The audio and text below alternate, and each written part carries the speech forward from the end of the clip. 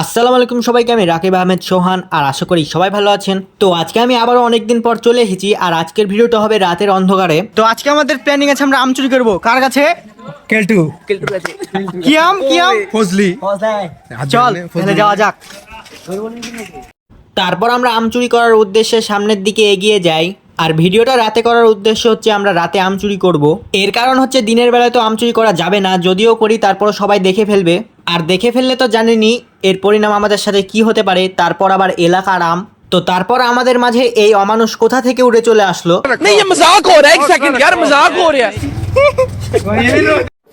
মানে কি বলবো, যাই হোক। তারপর আমরা যেতে যেতে গাছে আম দেখতে পাই আর আমাদের টার্গেট হচ্ছে এই গাছটাই। আমরা এই গাছ থেকে আজকে আম চুরি করব। তারপরে এরা লাফ দিয়ে আম পাড়া শুরু করে দিল। আম দেখলে এদের একদম সামলানো যাবে না, আম দেখলে এদের পাড়া লাগবেই।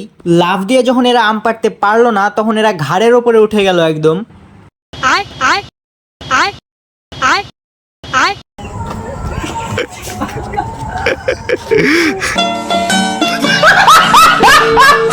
তারপরে এরা লাফ দিয়ে পারবে।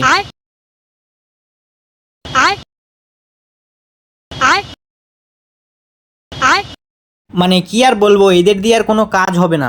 তারপর আমার বন্ধু ভাবলো এদের দিয়ে যখন কোনো কাজ হচ্ছে না তখন আমি নিজেই গাছে উঠে যাই। আমার বন্ধু কিন্তু প্রফেশনাল চোর, এলাকার টপ 1 নাম্বার চোর। এর কিন্তু যুগ যুগ ধরে চুরি করার 1 নাম্বার এক্সপিরিয়েন্স আছে। কোন গাছে উঠলে কেমন আম পাওয়া যাবে সে কিন্তু গাছের আশপাশ দিয়ে গেলেই গন্ধ শুকে বুঝতে পারে।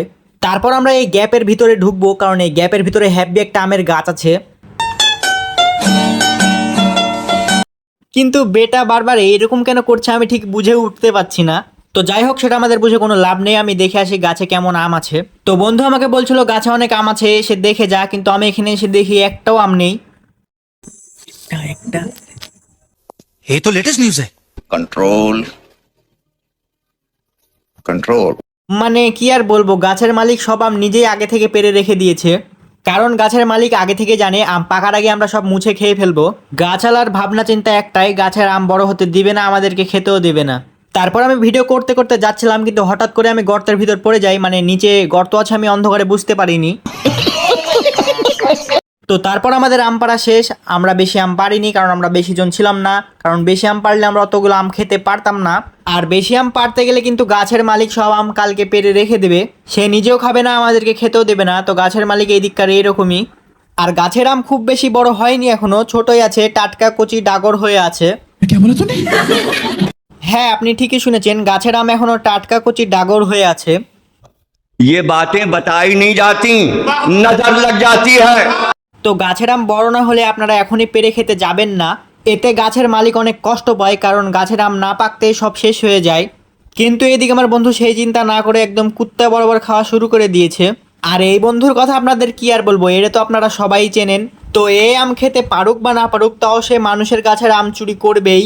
তো আজকের ভিডিওটা এ পর্যন্তই, দেখা হবে পরবর্তী ভিডিওতে। ততক্ষণের জন্য টাটা, সবাই ভালো থাকবেন।